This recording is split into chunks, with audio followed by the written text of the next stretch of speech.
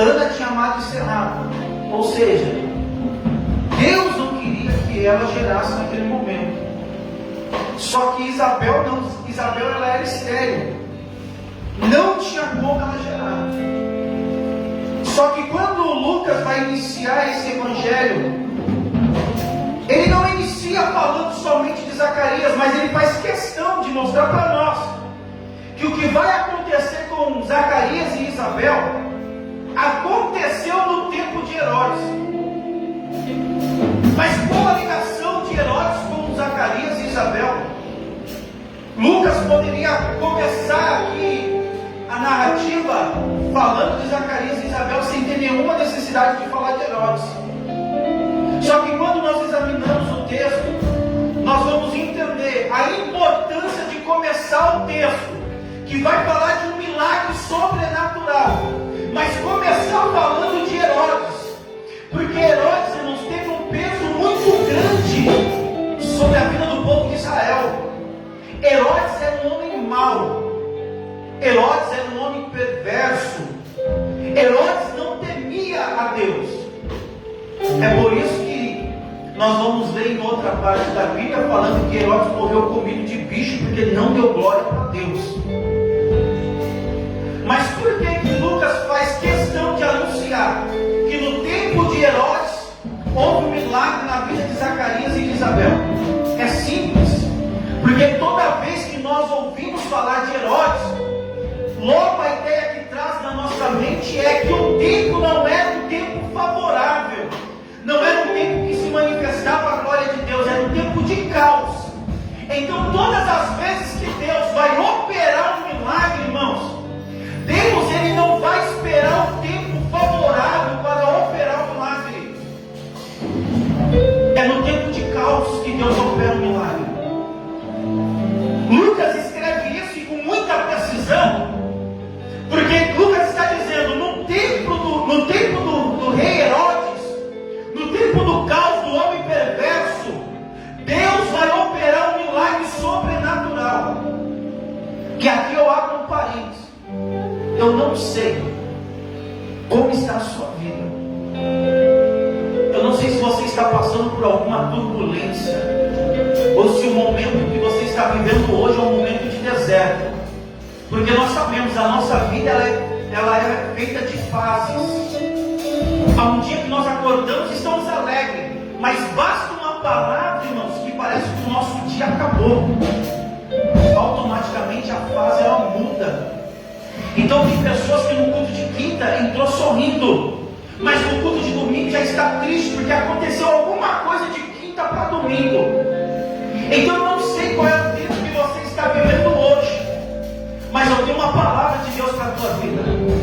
É no momento de caos, é no momento do deserto, é no momento do vale, que Deus vai trazer um milagre sobrenatural, para que as pessoas possam dizer assim: não precisou de tempo favorável para Deus operar milagre na vida de alguém, porque o mesmo Deus que opera quando tudo vai bem, Ele também opera quando tudo vai mal, Ele também opera quando eu não penso, irmãos, e que nós não temos mais esperança, mas o nosso Deus nessa noite vai dizer para alguém neste lugar: não importa a situação que você está vivendo, eu sou Deus de noite, mas eu também sou Deus de vale. No tempo do rei Herodes, havia um sacerdote chamado Zacarias. No verso de número 5 ainda, diz assim: da ordem de Abias, cuja mulher era uma das filhas de Arão. Esse casal que nós lemos, irmãos, é um casal que o próprio Deus, usando a vida do evangelista, vai dizer que eles eram retos, eles andavam em todos os mandamentos e preceitos de Deus. Sabe o que isso nos ensina? Que independente da dificuldade que nós estamos vivendo, isso não impede que nós andamos com retidão na presença de Deus. Zacarias, da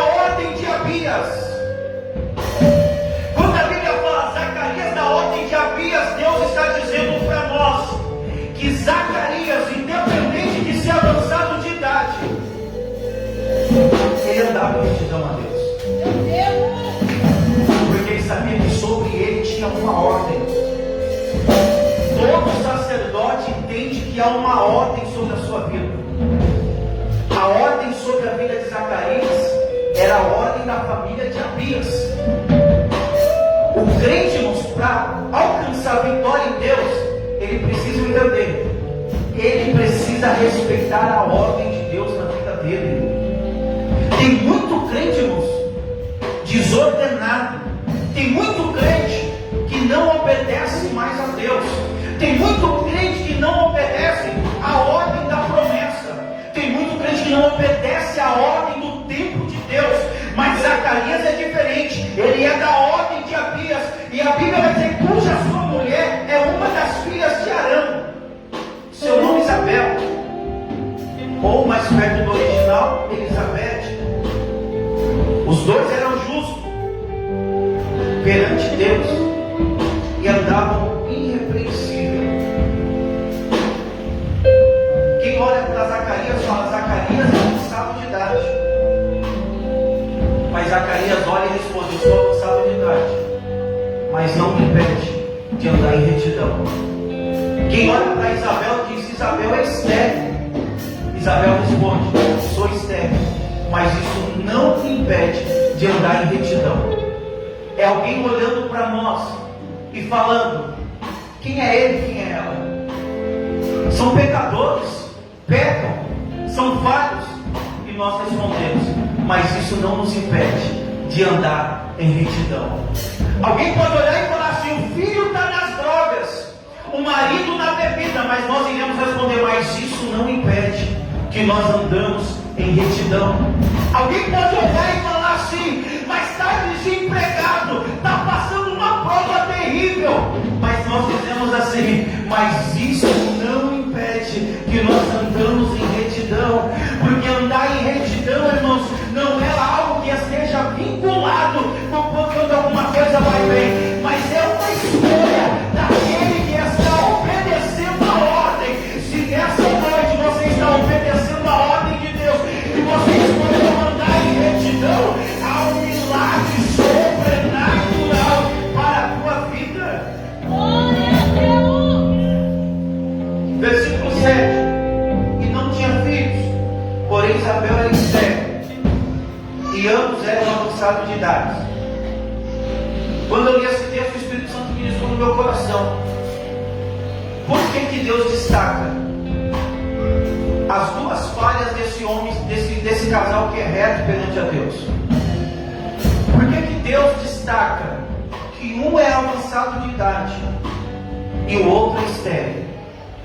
Porque Deus faz questão de expor que Zacarias já é idoso e que Isabel é estéril.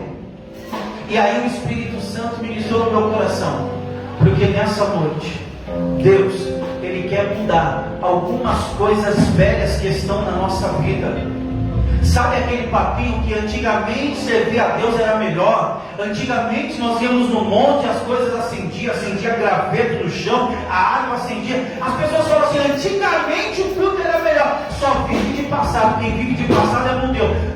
Deus não mudou, Deus ainda é o mesmo. É Deus falando assim: eu vou tirar as coisas passadas, aquilo que é velho eu vou remover, para que eu possa colocar um novo na sua vida. Você não vai mais falar que antigamente era bom, você vai falar assim: eu fui no culto hoje e a glória de Deus se manifestou naquele lugar. Eu perguntei: Deus, mas por que expor as falhas? Por que expor os defeitos? E Deus falou desse jeito, irmãos: eu vou tirar o que é velho para estabelecer aquilo que é novo. Eu falei: tá bom, Senhor, eu entendi. A questão de Zacarias é simples. O Senhor vai remover o velho para estabelecer o novo. Até porque não pode colocar vinho novo no odre velho, porque senão o odre quebra, estoura. É por isso que a fé que nós tínhamos ontem, irmãos, foi muito útil ontem. Hoje nós precisamos ter mais fé do que ontem, e amanhã ter mais fé do que hoje.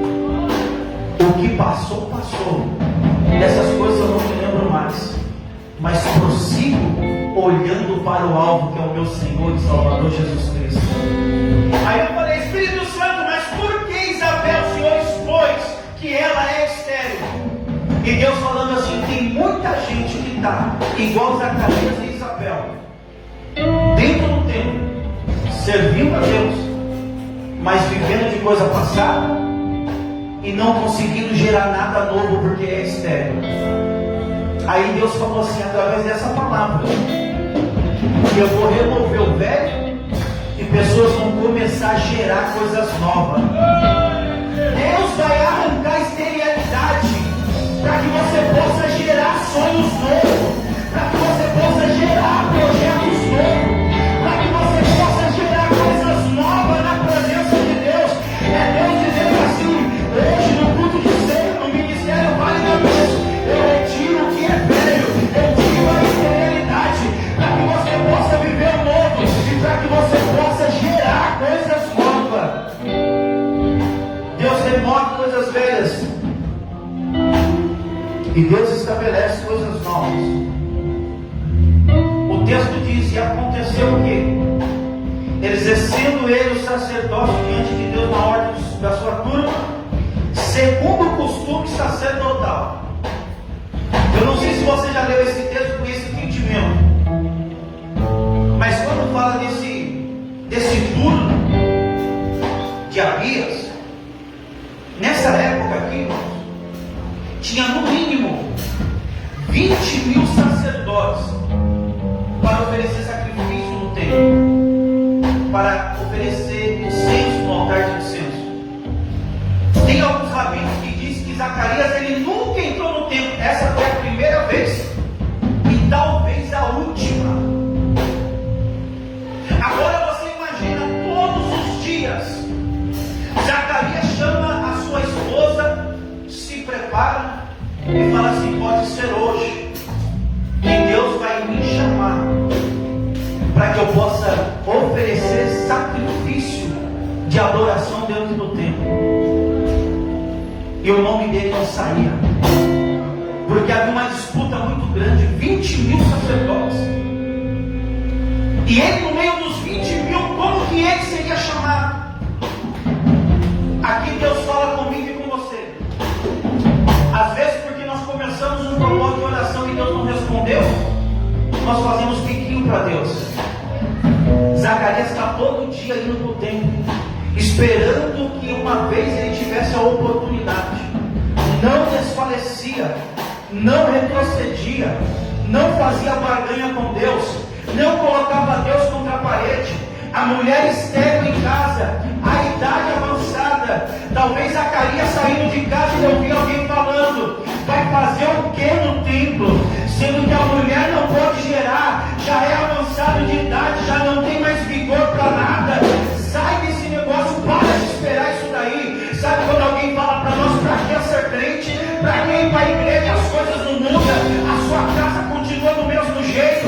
Tem alguém que está na bebida desde quando você se converteu e nunca largou da bebida. Tem alguém que está nas drogas, nunca saiu das drogas. Mas o que conforta o nosso coração pode até não ter saído das drogas, pode até não ter saído da bebida, mas ainda está com vida. Enquanto houver vida, há esperança. Eu vou para o templo, porque eu vou agradecer a Deus pelo livramento que Ele está dando. Mas não salvou ainda, pastor, não salvou ainda, mas vai salvar. 20.000, irmãos, sacerdotes para ser escolhidos. A Bíblia vai dizer que a sorte caiu sobre Zacarias. E parece que crente tem um problema com esse negócio quando fala de sorte, né, irmão? Nós falamos, não, o crente não tem sorte. Mas a Bíblia está dizendo que a sorte caiu sobre Zacarias. Pastor, mas é só um texto da Bíblia? Claro que não. O próprio Deus diz assim: e toda sorte de bênção vai estar sobre todas as famílias por intermédio de Abraão. O próprio Deus vai dizer: e Jesus nos abençoou com toda sorte de bênção. Então, irmãos, vai chegar momento que Deus vai colocar sorte sobre a tua vida. A sorte sobre a nossa vida, irmão, não é nada mal. Quando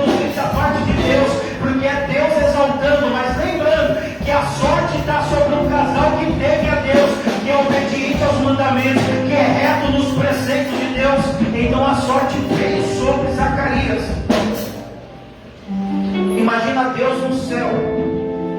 Eu não sei como isso aqui aconteceu, mas quando estavam lá com a urna na mão, 20 mil papel, com 20 mil nomes, Deus olhou do céu e falou assim: não, o nome que precisa sair lá embaixo é Zacarias. E de repente, na hora que o sumo sacerdote vai colocar a mão dentro da urna, o nome de Zacarias pula na mão dele. E aqui eu libero uma profecia para a igreja. Deus está liberando uma vaga. Deus está liberando uma bênção. Aonde tem muitas pessoas disputando, Deus está dizendo nessa noite, por intermédio da palavra: a sorte vai sair no seu nome. Pastor, mas tem 20 mil, não importa, mas a sorte está com você. Pastor, tem 10 mil, não importa, a sorte está sobre a tua casa, sobre a tua família. Quando Deus quer abençoar, Ele abençoa. Zacarias entrou no templo. Ele vai oferecer incenso, irmãos. Tem a menorá e tem o altar de incenso e o altar de pão da proposição, que está quase que na entrada do lugar santo do santo. Zacarias está entrando aqui. De repente um anjo se manifesta. E isso daqui mexe com a cabeça de Zacarias, porque a única vez que Zacarias ouviu falar de um anjo dentro do lugar santo foi quando ele leu sobre, quando Zacarias escreve que o sacerdote Josué estava com as vestes sujas, Satanás estava acusando Josué, e o anjo do Senhor, o arcanjo, estava do lado, intercedendo por Josué. A única vez que ele traz a memória é essa, mas agora não é Satanás acusando a vida de Josué, mas agora é um anjo trazendo uma mensagem para Zacarias, e a mensagem para Zacarias é essa: Zacarias, Deus tem ouvido a sua oração.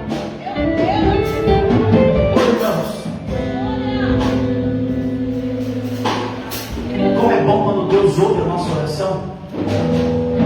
Para Deus ouvir oração de crente, pode ter certeza, não existe céu fechado, não existe principados ou potestades que vai impedir Deus de ouvir a sua oração. A sua oração, ela sobe, irmãos, e se o demônio for esperto, ele sai da frente, e se não sair da frente, a oração corta ele no meio, porque a oração, ela tem destino. Tudo aquilo que tem destino, irmão, alcança o seu alvo. A oração é para Deus, então ela sobe para Deus.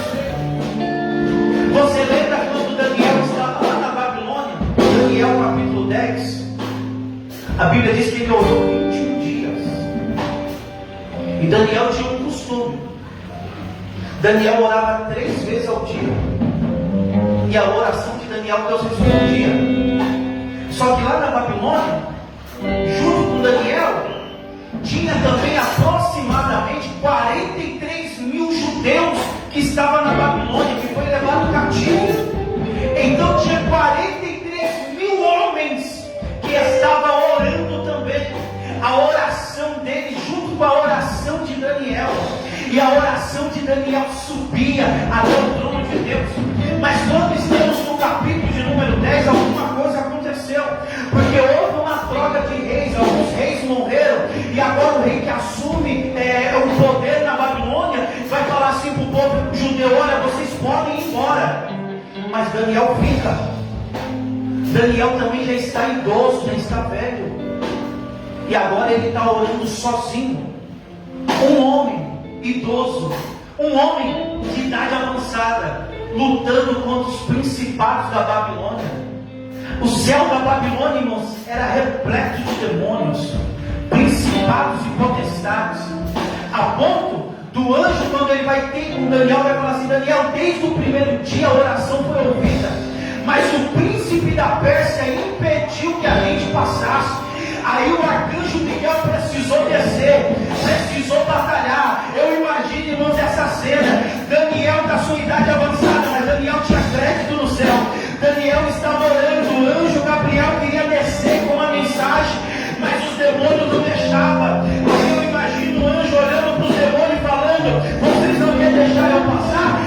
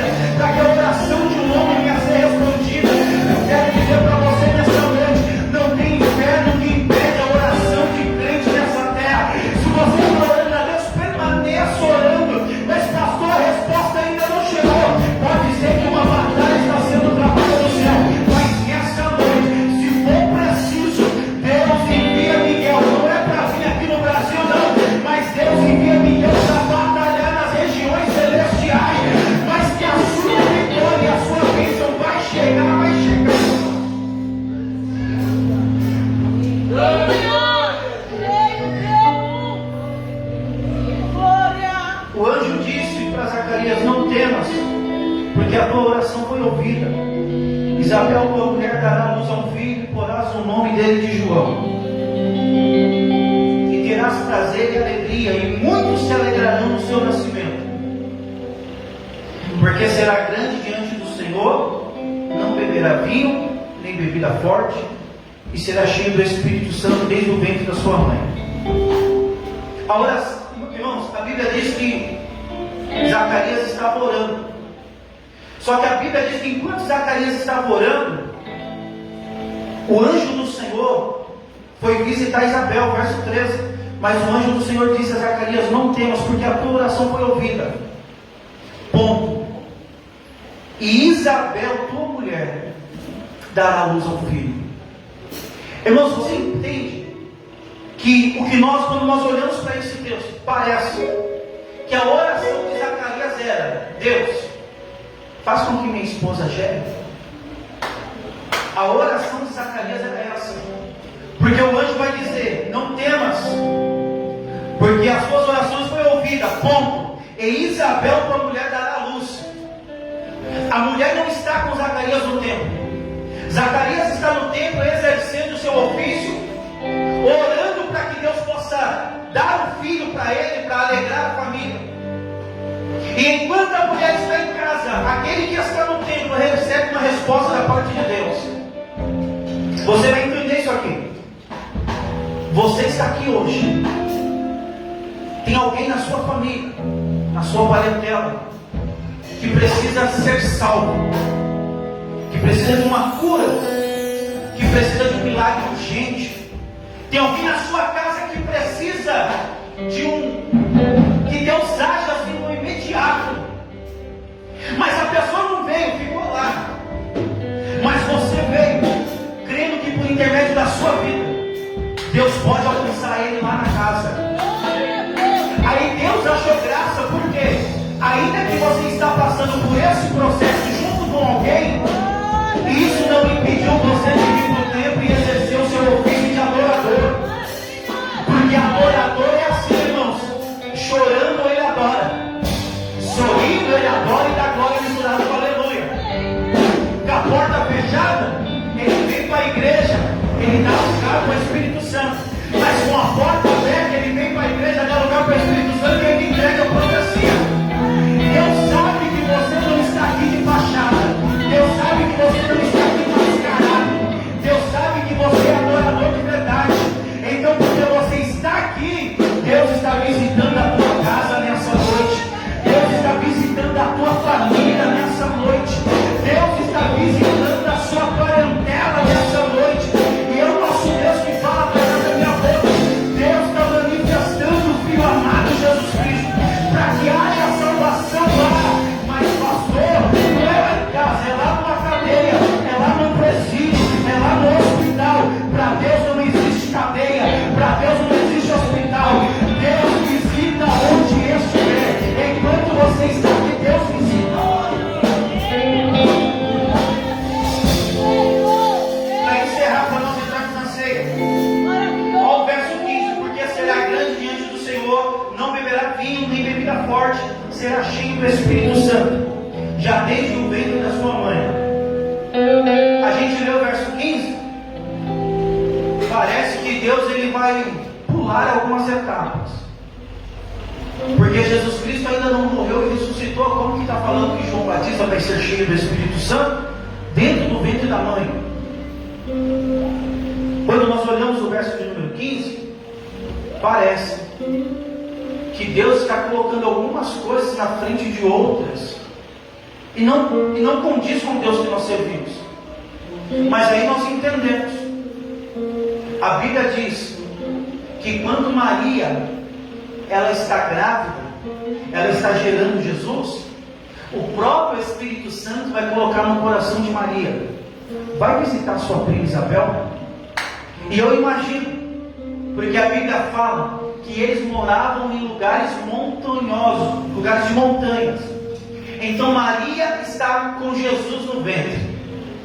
O mesmo Jesus que falou assim: eu não vos deixarei órfão, mas rogarei ao Pai para que envie o outro Consolador. Então ele tem autoridade para poder enviar o Espírito Santo. Pega isso. Maria vai sair da casa dela e vai até nos lugares de montanha, para poder visitar a sua prima. E quando ela chega lá, Isabel olha para Maria, Maria olha para Isabel. Maria está com Jesus no ventre, Isabel está com João Batista no ventre. Maria vai olhar para Isabel e vai dizer para ela assim: paz seja convosco. Só que quando Maria fala isso, irmãos, você vai pegar isso aqui porque você já leu na Bíblia. Quando Maria vai saudar Isabel, não é somente Maria saudando Isabel, mas é o próprio Espírito de Deus, fazendo que junto com o fôlego de Maria, o Espírito Santo já vai e toma a vida de Isabel. Porque na leitura a Bíblia vai dizer que Isabel se tornou cheia do Espírito Santo. E se ela foi cheia do Espírito Santo, aquilo que ela estava gerando também se tornou cheio do Espírito Santo. Então João Batista foi cheio do Espírito Santo já dentro do ventre de Isabel. Eu quero dizer para você nessa noite, se o Espírito Santo está dentro de você, quando você entrar dentro de um lar, você não vai entrar pedindo café, pedindo suco, pedindo Coca-Cola, não. Você vai entrar como um crente cheio do Espírito Santo. Você vai colocar o pé na porta e vai dizer assim: a paz seja convosco, que a paz do Senhor habite dentro desse lar, e a pessoa que está dentro daquela casa vai ser cheia do Espírito Santo. O Espírito Santo vai tomar a vida deles, eles vão se alegrar na presença do Senhor.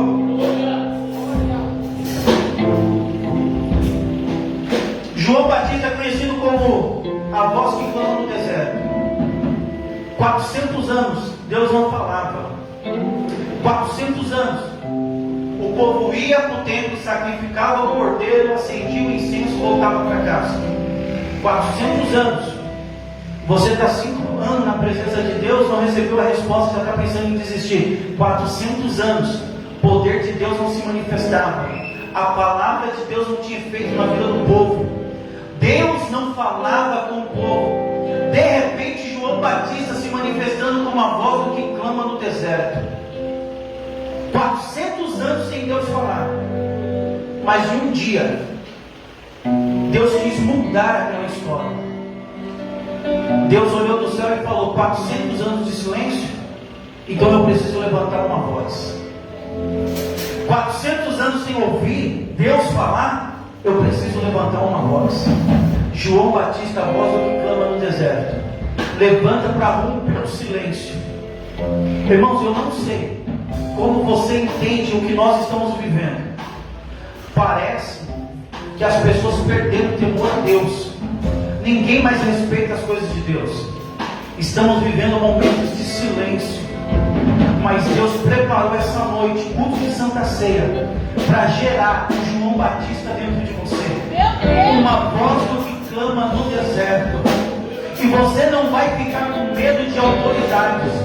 Você não vai ficar com medo de pastorzão velho, de missionário velho, de apóstolo velho, que já não fala mais o que Deus manda, porque Deus ainda manda carta para o anjo da igreja. O problema é que tem muitos anjos que pegam a carta, dobra e coloca no bolso. Mas você vai ser a voz do que clama no deserto. Você vai ser aquele que vai denunciar o pecado. E se prepara, porque muitos vão te chamar de perturbador de Israel, porque você vai deixar Deus te usar sobre essa terra. Deus precisa de João Batista, irmãos. Deus está cansado de pessoas que vão para o templo, sacrifica cordeiro e queima incenso, mas nada acontece. Tem muito, mais de 20 mil. Mas Deus preparou 7 mil que ainda não se prostrou diante de Baal. Se coloque de pé em nome de Jesus, aplaudindo o nome do Senhor.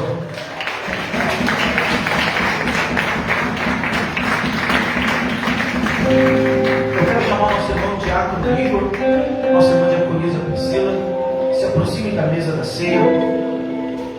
Nesse momento, nós iremos consagrar os 2 elementos da ceia. Os irmãos podem pegar os 2 elementos da ceia, o pão, o suco, destampa ele. Nós iremos consagrar esses 2 elementos da Santa Ceia.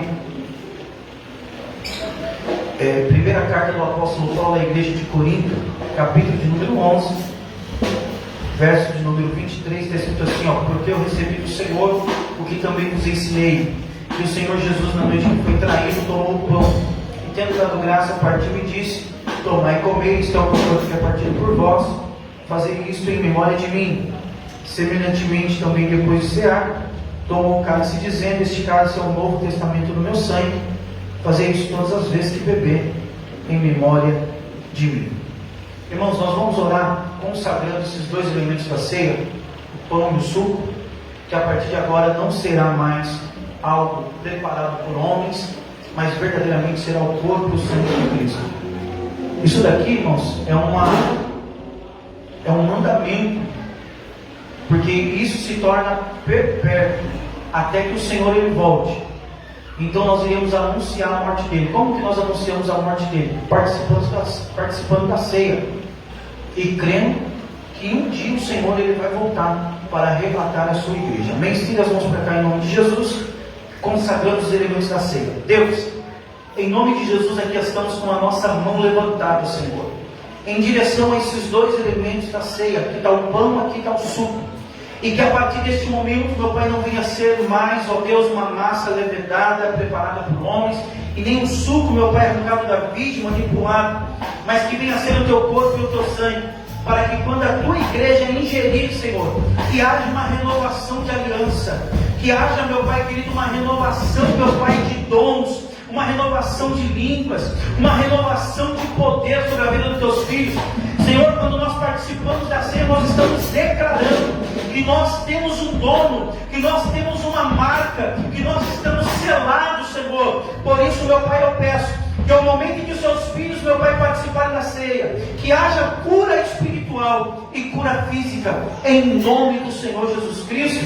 E a igreja diz: amém. Irmãos, antes dos irmãos passar, quem vai participar da ceia, permaneça em pé. Quem não vai participar da ceia, se assente, amém? Para que os irmãos possam identificar quem vai participar. Lembrando que pode participar da ceia quem é batizado, quem está em comunhão com a igreja, quem está em comunhão com Cristo, e quem é casado, amém? Caso contrário, você não pode participar da ceia, é uma ordenança do Senhor. Até porque a Bíblia diz, né, que porque não discernindo o corpo e o sangue do Senhor, muitos dormem, e esse dormir, irmãos, é estar enfermo. E tem outros que já dormiram, já não sentem mais a presença de Deus, estão mortos espiritual, amém? Nossa irmã vai passar com o pão, nosso irmão com o suco. Você tome e aguarde para que nós possamos fazer a leitura, todo mundo junto, em nome de Jesus. Cristo já nos preparou